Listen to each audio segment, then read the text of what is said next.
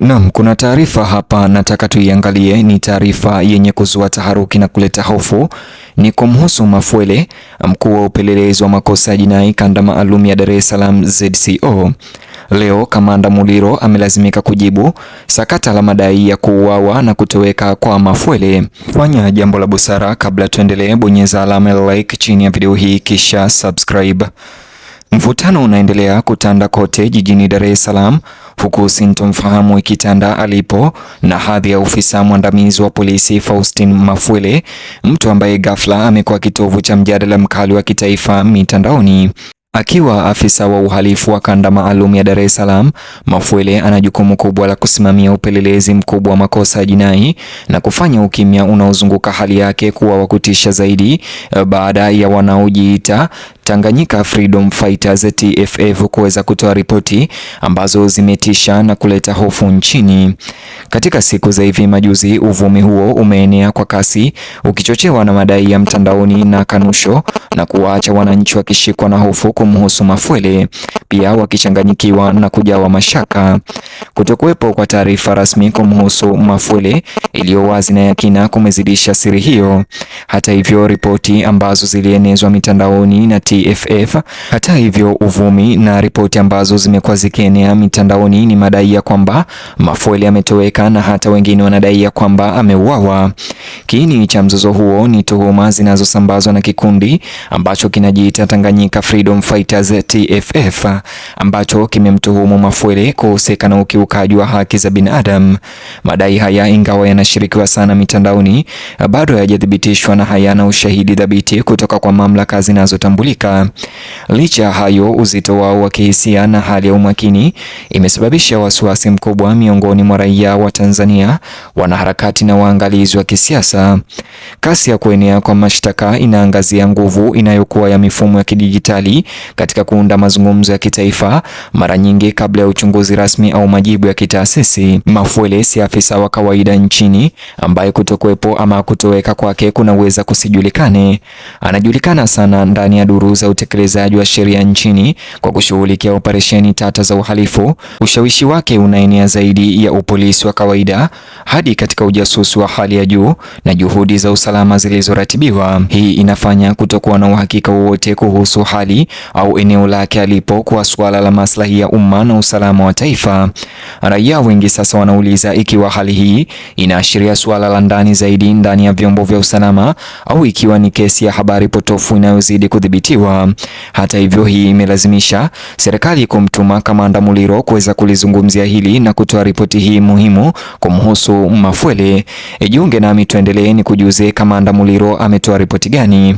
Wakati tetesi hizo zikizidi, Kamanda wa polisi kanda maalum ya Dar es Salaam Jumanne Muliro amejitokeza jana ili kukabiliana na hali ya hofu iliyoongezeka kumhusu sehemu alipo Mafwele. Jibu lake hata hivyo limezua mjadala mkubwa kama madai ya awali. Badala ya kudhibitisha au kukanusha maelezo mahususi kumhusu Mafwele, Kamanda Muliro alichagua kuonya umma dhidi ya kuamini kila kitu kinachosambaa mitandaoni. Alisisitiza umma kuwa si masimulizi yote ya mtandaoni, hata yawe mengi kiasi gani, yana mizizi katika ukweli. Hata hivyo, kuhimiza kujizuia na kufikiri kwa kina miongoni mwa wananchi na kuweza kupuuza taarifa ambazo hazina udhibitisho mitandaoni. Matamshi ya Kamanda Muliro yalichukua sauti ya kielelezo zaidi alipolinganisha madai yanayosambazwa na masimulizi ya kubuni yanayokumbusha kazi za Shaban Robert.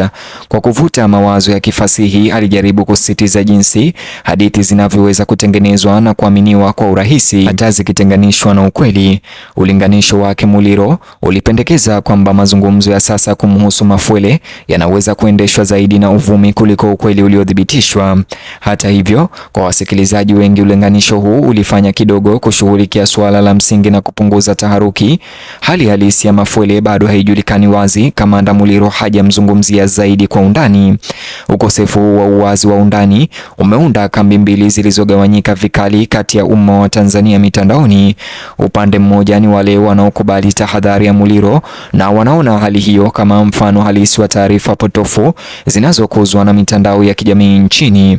Wanasema kuwa kuitikia kwa hisia kwa madai ambayo hayajathibitishwa kunahatarisha kudhoofisha uaminifu wa kitaasisi na utaratibu wa umma.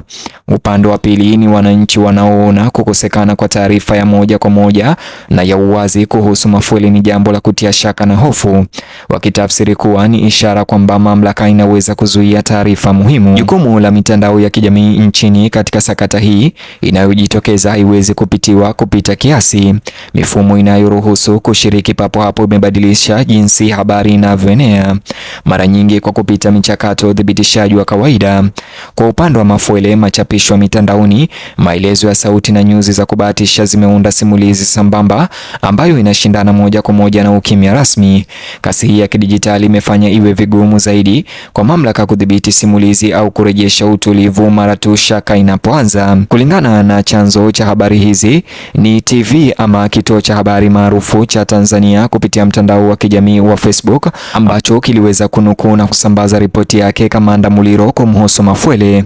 Ni kunukuu katika ripoti yao kama unayoitazama kwenye skrini yako, iliandikwa hivi: wakati kukiwa na sintofahamu ya ukweli wa alipo mkuu wa upelelezi wa makosa ya jinai kanda maalum ya Dar es Salaam ZCO Faustin Mafwele na kile kinachozungumzwa kwenye mitandao ya kijamii, kamanda wa kanda hiyo Jumanne Muliro ametoa kauli. Hivi karibuni kwenye mitandao ya kijamii watu waliodai kuliwakilisha kundi linalojiita Tanganyika Freedom Fighters TFF walichapisha ujumbe unaomhusisha Mafwele katika madai mbalimbali ambayo hayajathibitishwa rasmi. Katika ujumbe huo watu hao walitoa kauli kali dhidi ya Mafwele wakimtuhumu kwa masuala yanayohusiana na ukiukwaji wa haki za binadamu. Akifafanua sintofahamu hiyo, Kamanda Muliro ameufananisha ujumbe wa kundi hilo kama riwaya za Shaban Robert za kusadikika. Amesema katika mambo ya kusadikika unaweza kusikia mtu amekufa alafu kamuona. Kamanda Muliro ametoa kauli hiyo alipoulizwa swali na mwandishi wa Mwananchi kuhusu ukweli wa ujumbe wa kundi hilo na alipo ZCO Mafwele. Waangalizi mitandaoni wanaona kuwa hali kama hizi zinaonyesha pengo kubwa la mawasiliano kati ya taasisi na umma. Maafisa wanapochelewesha au kupunguza maelezo wao bila kukusudia hutoa nafasi kwa simulizi mbadala kustawi. Katika kesi ya Mafwele, kukosekana kwa taarifa ya uhakika kumeruhusu uvumi kubadilika na kuwa ukweli unaoaminika sana kwa baadhi ya makundi ya watu, hata kama ni uvumi. Hii inaangazia hitaji la dharura la mawasiliano kwa wakati na uwazi, haswa wakati wa kushughulikia na takwimu za hali ya juu. Kwa wanaofahamu kazi za Mafwele, madai hayo yanashangaza sana. Ingawa hakuna mtu wa umma aliyekinga dhidi ya kuchunguzwa, ukali wa tuhuma hizo umesababisha wito wa uchunguzi rasmi badala ya uvumi wa mtandaoni. Wataalamu wa sheria na mashirika ya kiraia sasa wanasisitiza umuhimu wa mchakato unaostahili, wakisisitiza kwamba madai yoyote ya ukiukwaji wa haki za binadamu lazima yashughulikiwe kupitia njia za kisheria zilizowekwa, si kwa taarifa zisizojulikana. Wakati huo ndani ya duru za usalama kuna wasiwasi unaoongezeka kuhusu athari zinazowezekana za mzozo huu. Ikiwa haitatatuliwa, hali hiyo inaweza kuathiri ari ndani ya jeshi la polisi na kuibua maswali kuhusu utulivu wa uongozi. Nafasi ya Mafwele kama mpelelezi mkuu Dar es Salaam ina maana kwamba kutokuwa na uhakika wowote kumhusu unaomzunguka kunaweza kutatiza shughuli zinazoendelea au kudhoofisha imani ya umma katika miundo ya kutekeleza sheria. Mwitikio wa umma katika mitaa ya Dar es Salaam unaonyesha mchanganyiko wa udadisi, wasiwasi na kufadhaika. Baadhi ya wakazi wanaelezea hofu kuwa hali hiyo inaweza kuashiria machafuko makubwa zaidi, huku wengine wakipuuza kuwa ni mchezo wa kuigiza wa mtandaoni uliotiwa chumvi na uongo. Kinachounganisha mitazamo hii ni hitaji la pamoja la uwazi. Wananchi wanataka kujua iwapo Mafwele yuko salama, iwapo madai hayo yana ukweli wowote, na kwa nini imechukua muda mrefu kwa taarifa ya kina kutolewa. Bonyeza alama like kisha subscribe kwa taarifa zaidi.